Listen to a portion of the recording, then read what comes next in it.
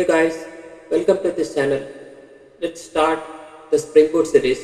I'll try to cover all the Spring Boot lessons in 30 to 45 days.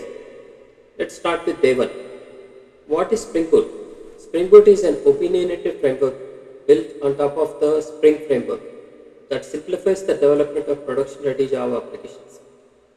Traditional Spring applications require extensive XML configuration, dependency management, and server setup, whereas Spring Boot eliminates much of this complexity through auto configuration and starter dependencies. So, what are the key features?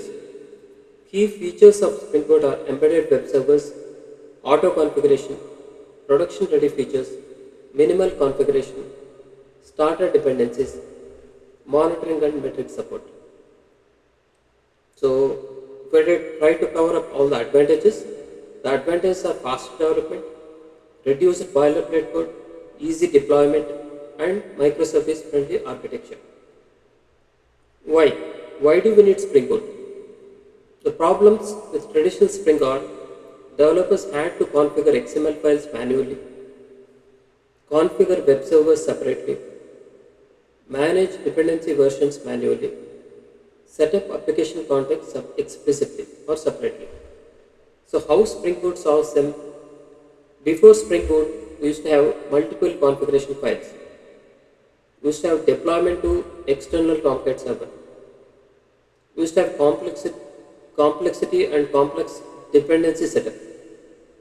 After Spring Boot, we have embedded Tomcat server, we have auto configuration, we have dependency management using starters. Try to compare the features of Spring versus Spring Boot. The configuration feature is heavy in Spring, whereas it's minimal in Spring Boot.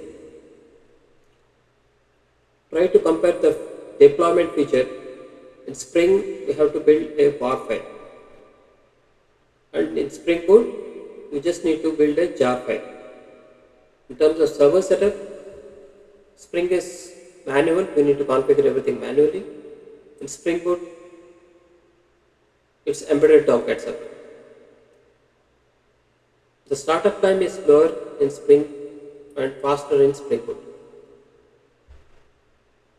We have to take a real world example, an e-commerce application that previously requires several days of setup. It can be initialized within minutes using Spring Boot.